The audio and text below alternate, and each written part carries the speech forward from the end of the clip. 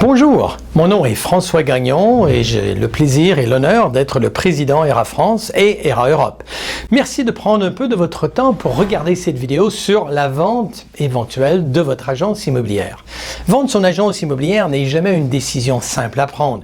Cession de fonds ou cession des parts sociales, les conséquences juridiques et fiscales et les responsabilités sont différentes. Il est donc important de se faire aider par des professionnels. ERA Immobilier dispose d'une équipe dédiée à l'expansion de notre réseau pour travailler avec de nombreux entrepreneurs qui souhaitent créer, affilier ou peut-être même racheter une agence immobilière. La vente d'une agence immobilière est donc une composante importante de notre savoir-faire. Voici quelques conseils à prendre en compte pour estimer correctement votre agence immobilière.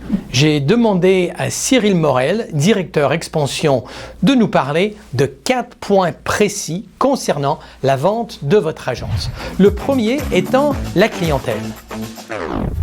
L'agence peut exercer plusieurs métiers, tels que la vente, la location, la transaction ou encore la gestion. Le prix de vente de chaque activité sera valorisé individuellement.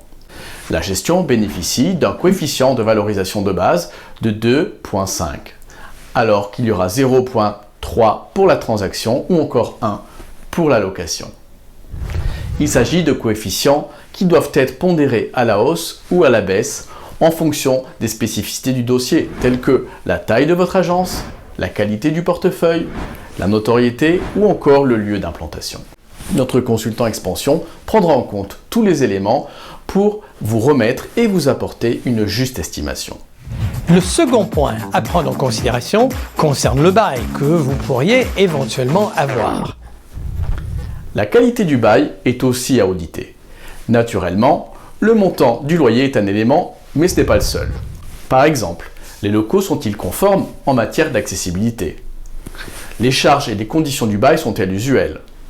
Des travaux importants sont-ils à prévoir dans la copropriété? Autant de points à intégrer à l'étude et à la détermination du prix de vente que prendra en compte notre spécialiste. Ensuite, il faut bien prendre en considération probablement l'élément le plus important et aussi sensible, vos collaborateurs. Les candidats acquéreurs souhaiteront connaître plusieurs informations sur vos collaborateurs, tels que le type de contrat de travail qui les lie à vous. Ils peuvent être agents commerciaux ou salariés. Ils souhaiteront également connaître le chiffre d'affaires réalisé dans l'activité de la vente.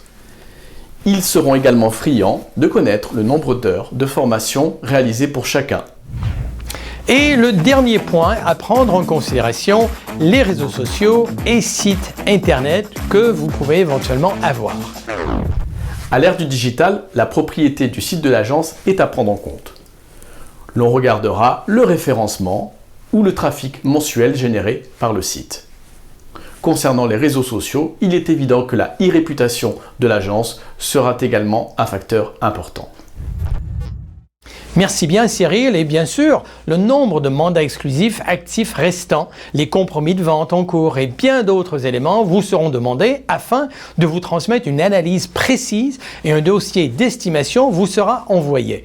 ERA Immobilier mettra en place des moyens importants pour commercialiser votre agence et sélectionner des candidats à la reprise de votre activité. Et n'hésitez pas à prendre contact avec nous pour toute information complémentaire. À très bientôt et Minute Papillon, peut-être dans votre agence ERA Immobilier. Merci, au revoir.